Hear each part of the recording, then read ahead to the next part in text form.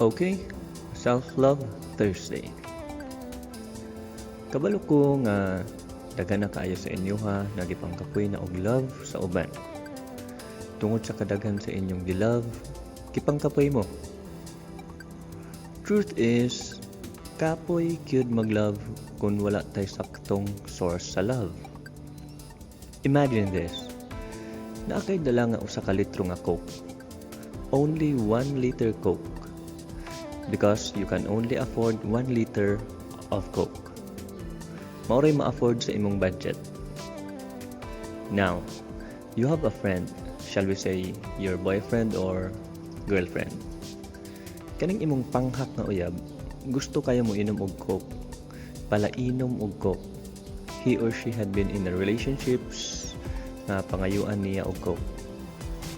Imong uyab makahurot og 500 ml o katunga sa litro every day. Karon, balikon ta. Usa ra ka litro nga Coke imong ma-afford. Sa usa ka litro nga Coke nga naay uyab nga makahurot og 500 ml kada adlaw, hantod kanus man ka makahatag sa iyaha og Coke. Duha ka adlaw. Human sa duha ka adlaw, aman ka mukuha og Coke. Mangutang, mangayo, mangawat. Sa panahon nga wala na tayo maikahatag, diha na magsugod ang mga daotan nga buhat. You can only give what you have. You cannot give what you don't have. Binisayo nato. Ang imuha rang mahatag kay kun unsay naa sa imuha. Di ka kahatag sa wala dihas imuha. The love you have received from others are your only basis on how to also give love to others. If you grew up in a family nga sige lag-away sulod sa balay, what do you expect? Normal, mangita ka sa wala nimo na experience. Mangita ka gugma nga wala nimo na feel sa inyo ha. Pero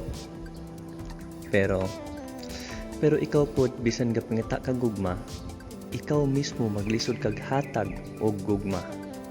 Gusto lang ka maka-experience pero di pa kakabalo og pa-experience. Kay wa man kay experience. And it will be unfair sa imong uyab kung sige ra kag take and take and take without giving in return. First, find a proper source of love.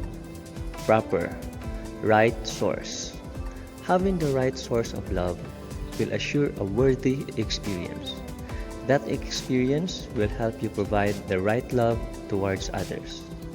So maulang saan na ato ang once a day talk this Self-Love Thursday. Ugma na pod.